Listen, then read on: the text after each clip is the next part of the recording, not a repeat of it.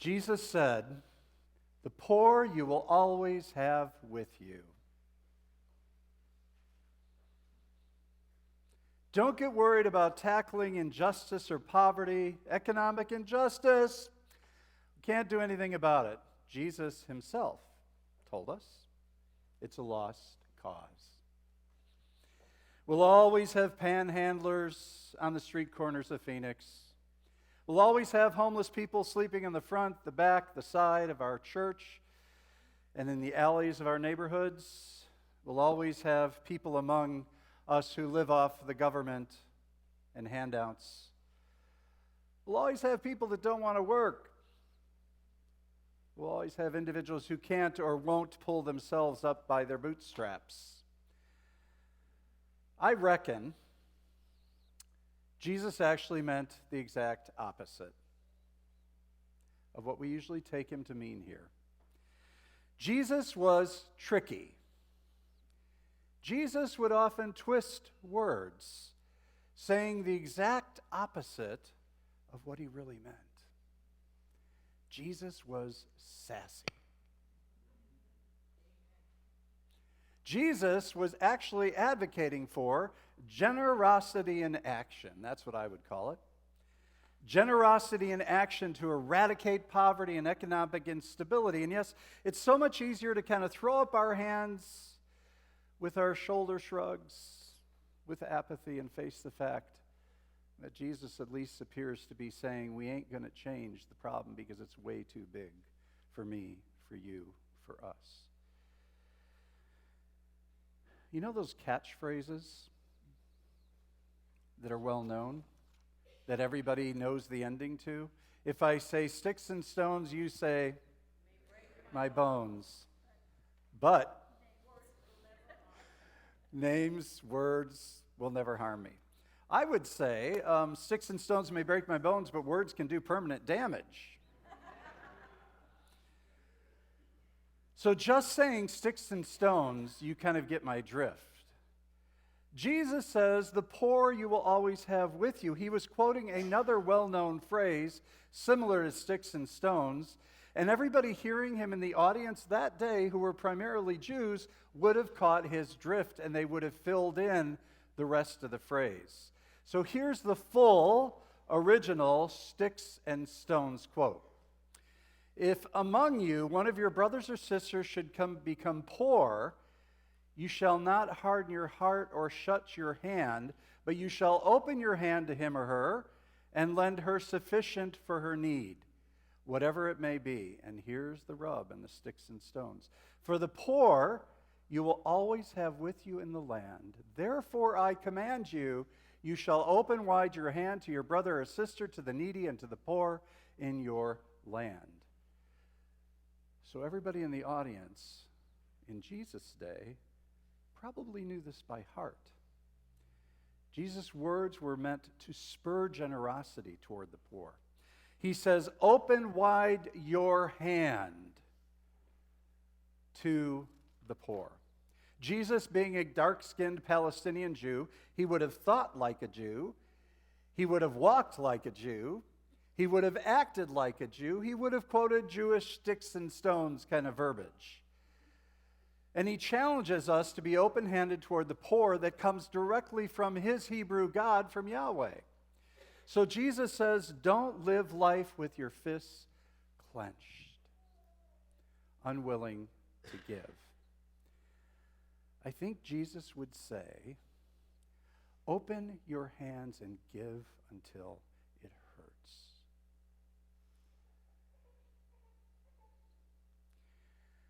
I'm not going to give to that person because I think they're going to be using my money for alcohol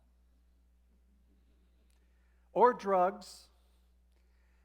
Why is it that we want to control our money even after it leaves our hands? When is enough enough? How much stuff is enough? The writer to the Hebrews said to the people of his day, again, good Jews, don't be obsessed with getting more material things. Make sure you are free from the love of money. Be relaxed and content with what you have, since God assured us, I'll never let you down and never walk off and leave you. Be content with what you have. 6 more terrifying words have never been spoken. They land on us because we are in the land of discontents and malcontents. Don't let your heart endlessly pine for what you might have one day, but cultivate satisfaction in what God has given you for today. Consume and buy. Keep the economy going. Feed the beast. Everything in context. This Hebrew book that I just quoted says, don't get obsessed with getting more things. Be content with what you have. The audience were Jewish converts to the way of Jesus. They were facing incredible persecution from within their own nation, within their own communities, and probably within their own families. The writer says to these incredibly tortured folks, he says, so be content with what you got. For God has said, I will never let you down, I will never walk off, and I will never leave you. But in the context of this verse, many of those young believers and followers of the way of Jesus were being thrown out of their families. They were being cut off from provision and protection and inheritances. To follow Jesus was to embrace abandonment and to accept potential poverty. The writer was calling them to be content with what they did not have. Being content with what we do not have. Some of them would go without food. Some of them would only have the clothes on their back after they were kicked out of their homes. Some of them lost their homes, all to follow the way of Jesus. They knew something better was out there and something better was inside them. Much better than the stuff we accumulate. So the next time somebody says, the poor you will always have with you, I think, didn't Jesus say that? Be sure to complete the sentence. Therefore I command you, you shall open wide your hand to your brother, to your sister, to the needy, to the poor in your land. Live with open hands. Now, of course, I think this posture of generosity and open-handedness lines up with Jesus' life very consistently, doesn't it? And with his teachings. In fact, I think of the example of the feeding of the 5,000, 4,000, 10,000, however many thousands there are. I like to embellish on the thousands. The need of 5,000 hungry people was met in that place and that time by what? Does anybody know? One little. The boy gave his fish and bread because he was willing to be open-handed toward those who had a need. So I needed to take a deep breath before starting because I just spent a week in Colorado with my family, performing a wedding for my great niece Angelica with, I know, Pastor Susan put up on the screen, and now with her husband Blake. It was my own version of the Hatfields and the McCoys. My side of the family, my great Angelica niece, the bride, my whole family, we're kind of dirt poor, simple people from the Bible Belt in Mississippi. And we're still kind of on the lower side of the economic scale, except for me and probably my nephew. My hometown of Boonville, Mississippi, is small, poor, Bible Belt, northeastern Mississippi. Angelica's mother, my niece, Tricia, takes care of the office at my sister's bail bond business in Boonville. She's a single mom. Those are her 2 kids, the bride and actually my gay great-nephew who just recently came out. But she's currently engaged to a handyman by the name of, get it, Andy the Handyman. Now the groom's family, Blake, they're from the central part of Mississippi. They're from the capital city of Jackson. They is educated. They is prosperous. His dad's a comptroller for the university hospital. His mom's a physical therapist and teaches physical therapy at the university hospital. Blake comes from money. We could say that my great niece really married up, and here she has given a peace sign to being married up. But the strange conversation that ensued with my family was all about money and wealth and stuff, and how our family was poor and their family was rich, and we were sitting on opposite sides, right, of the space for the marriage, and actually at different tables. And then they asked the question, will Angelica remember where she came from? And there was a bit of guilt around the table because Blake's parents paid for almost all of the wedding due to the fact that Angelica's mom is single and actually got pregnant at 14, had the baby at 15, and Angelica very early. I was smack dab in the middle of a discussion of economic justice and injustice, in the middle of the Hatfields and the McCoys, getting ready for this particular message. And it was all about who had what, how much they had, and how much my family didn't. And I asked, where is our collective consciousness? Where is our unity? We treat everything and everybody as some sort of competition rather than collaboration. The one with the most toys wins. The only way that society, and especially the church with a capital C or maybe a little c, can begin to reconcile the disparities that run the polarities of economic advantage and poverty, it's to seek justice, not just us. To be honest, as I was preparing this message on economic injustice in the marketplace, I had a very surprising awareness that I actually shared yesterday over coffee with Deborah. I said, Deborah, as I was preparing for this, I never realized how much Jesus talked about money and economic injustice and giving to those in need. In fact, Deborah confirmed this, so it's at least two of us that have a seminary education that confirm this, right? Is that that's the major thing that Jesus talked about. How did I miss it all these years? Jesus and God are concerned about justice for the lowly, the destitute, the orphan, the poor, the widow, the leper. I wonder if the politicians of our so-called Christian nation are really concerned about the poor, especially the working poor, as they justify our American bootstraps myth. Anybody can make it in America, right? All you got to do is pull yourself up by the bootstraps. We all have the same privilege. We all start on the same level playing field. This is the land of opportunity. This is the melting pot. Well, I think, my friends, the pot has done melted, and we are still a classist society. Americans are poor neither because of their lack of hard work or because people of color and immigrants are snatching opportunities from them, which is our current narrative. There are hurdles that our lawmakers are writing into the rules of our economy that tilt the playing field in the favor of their donors, including giving special tax treatments to corporations, which are now humans. And too many Americans raise holy hell when folks shout, "Black and brown lives matter," suggesting that it's a movement to save lives is kind of like a hate group for everybody else, not realizing those that are targeted are often at economic disadvantages.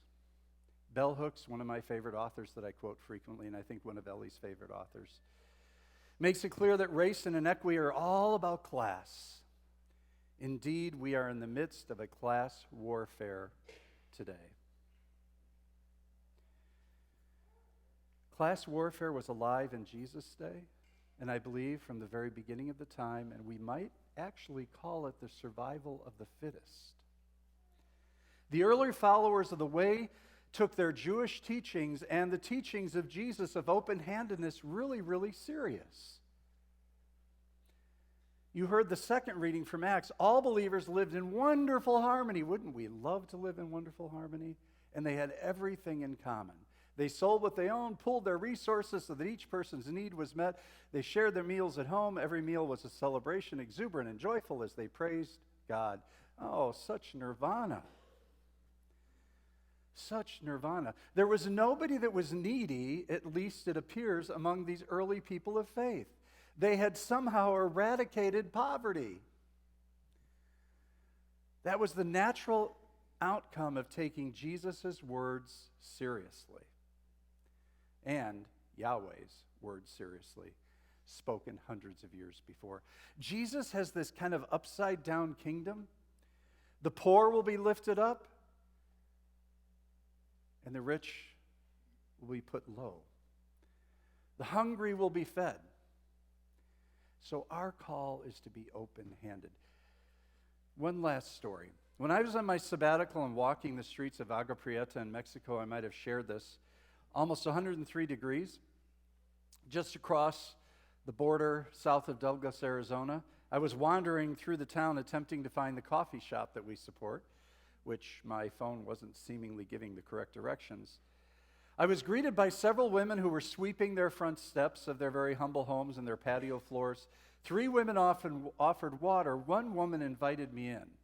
And this is the image of her home, and I wish I would have actually taken a picture of me and the dog in front of the house. But her name was Frida.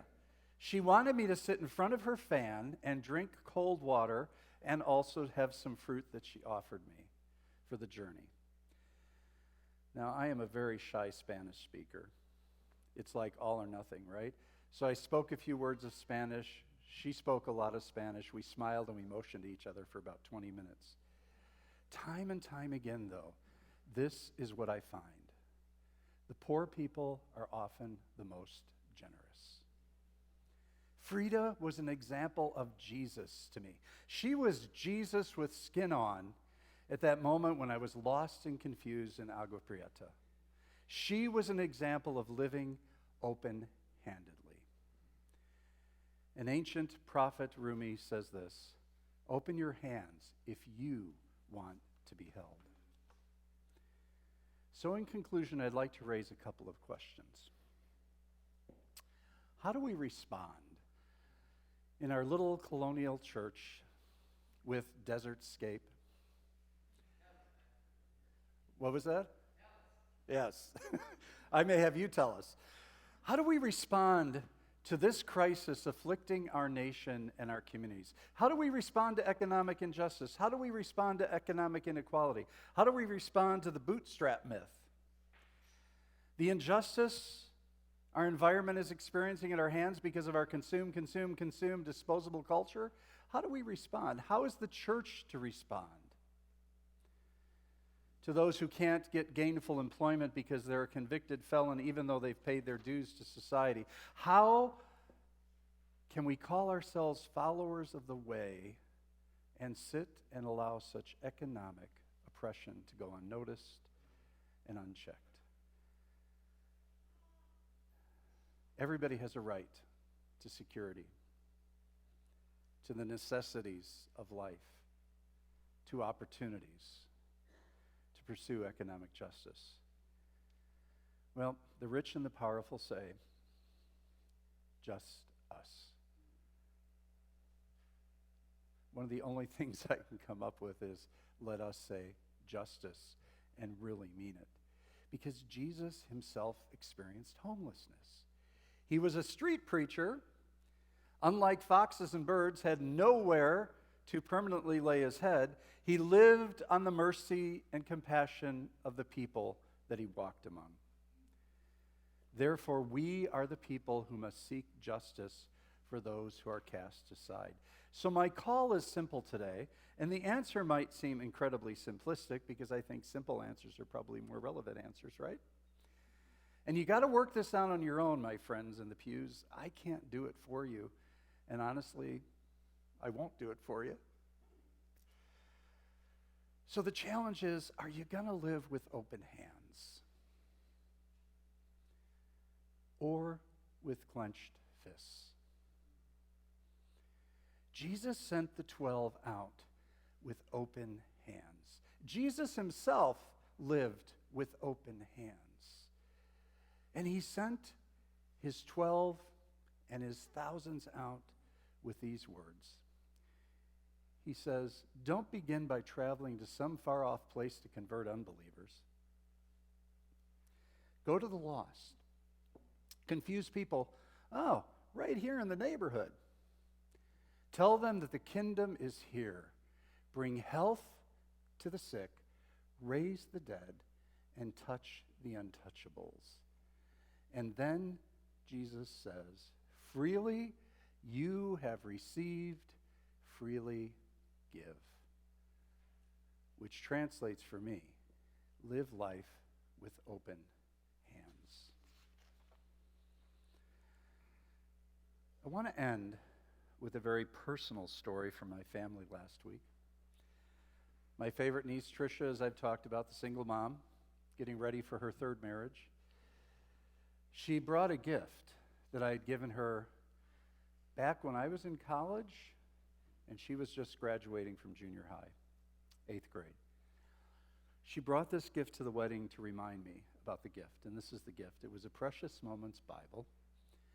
Patricia England from James Pennington, 8th grade graduation. Oh my goodness, 1986. Who remembers 1986? And she pulled this out just as I got ready to leave, and as we all got ready to leave the wedding reception. And she said to me, Unky, this is the best gift I ever received in my otherwise awful and terrible childhood. You never know how a small gift given with open hands and given with an open heart can do for somebody and change their life. And then she said, Unky, this made all the difference for me many times in my life between life and death. So, Chris, to answer the question, what do we do as a church? I think, freely you have received, freely give. Don't clench our fists, but open our hands. Don't clench our fists, but open our hands. May it be so. Amen.